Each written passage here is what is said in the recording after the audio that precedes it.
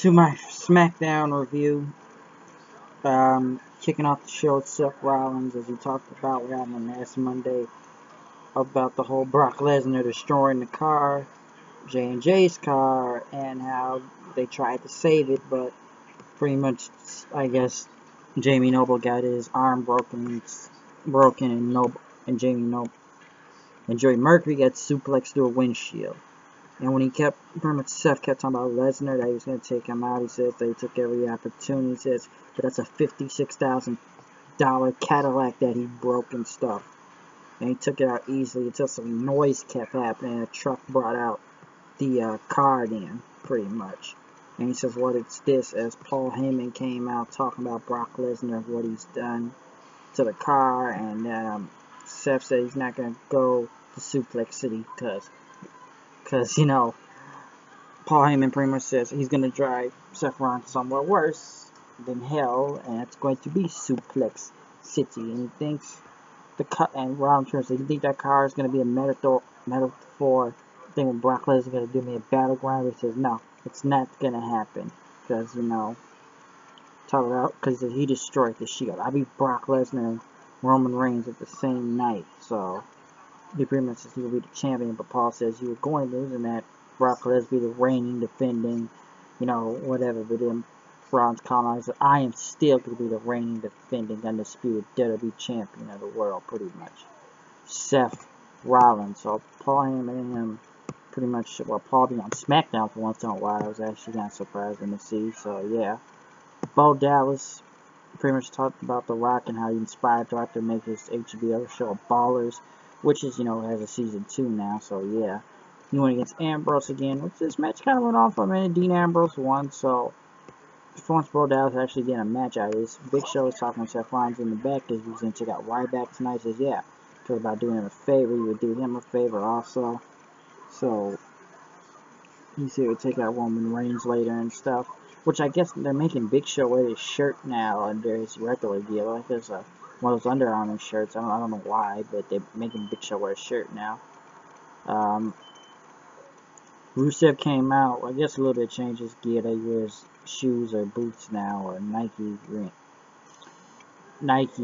like type of boot shoes now. So it's a little bit of a good alteration. Summer Rae was out there with him, so I don't know. They're still doing this whole thing with Ziggler and Lana, which everybody just looks outplaced out of this thing. This feud is really going nowhere for anybody.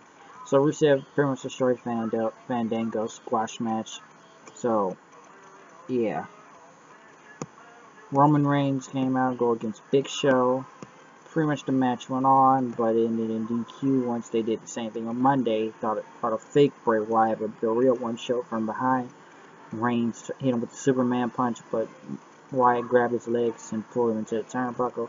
Big Show chokeslammed him, and then pretty much, you know, Bray Wyatt got back in, and Sister Abigail, business as usual. But really nothing different.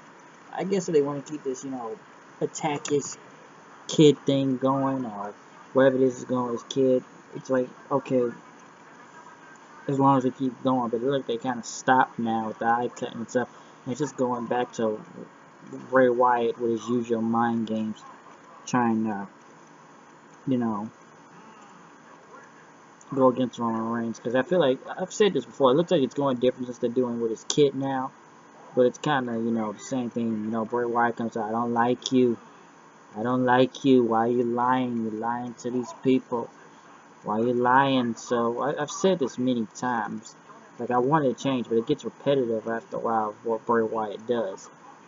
So, it just needs to change up in a way. Primetime players came out as New Day was out also. Pretty much Titus O'Neil went against Big E. Pretty much both teams kind of got kicked out.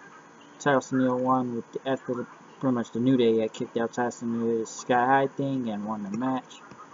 I should have said this Monday since somebody asked me in the comments. We need to tell. I guess this is different. I mean, this is good news. You know, Stone Cold Steve Austin will be on the cover of the WWE 2k16 video game coming out in October, which is allegedly the largest roster in the game. Hopefully it'll be better than the last game. I like the game. The only thing I liked about the game last time was, I guess, the showcase mode a little, but they took out way too many modes to make all these good, cool animations and stuff.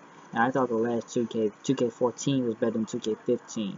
So, yeah, it's just, I just didn't really like the last game. It was good. I didn't get all the DLC, but it was a good game to play. It wasn't that great, but there was some good parts, Russell's being in there. But it's like, I felt the 2K14 had a bigger roster. So this is going to be the biggest roster they have. I hope it's a damn good one when SummerSlam comes around and they announce the roster for this video game.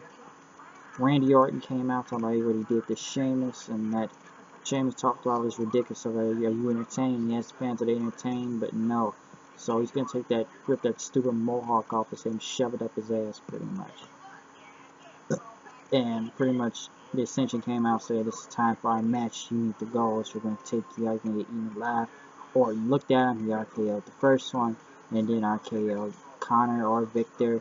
So whatever, Road Warriors 3.0 got destroyed out there with RKOs, which I guess for some reason it has to be Sheamus versus Orton matches again. So this is going to get repetitive because I don't think people seem to care about their matches, but for some reason this feud is still going on with them. So, yeah. They talked about Beast in the East, Naomi and Tamina went against Brie Bella and Alicia Fox. Once again, it's Bella, twin, face, heel. Who's face, heel, Divas division? I don't give a fuck because most of this pertains to Total Divas in a way. So, yeah.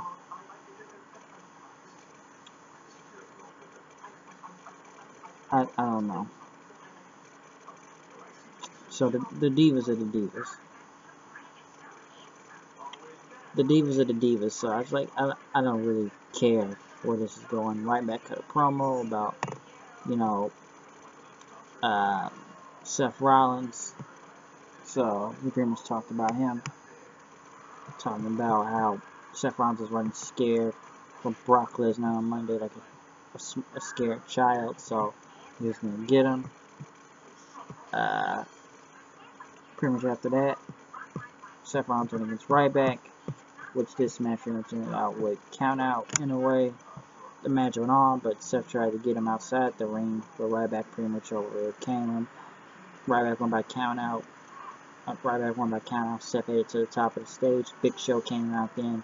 They came in to jump Ryback, but Roman Reigns came out here, but they both did finishes on Seth and Big Show, pretty much knocking him out. So it was a standard, ending for Smackdown in a way.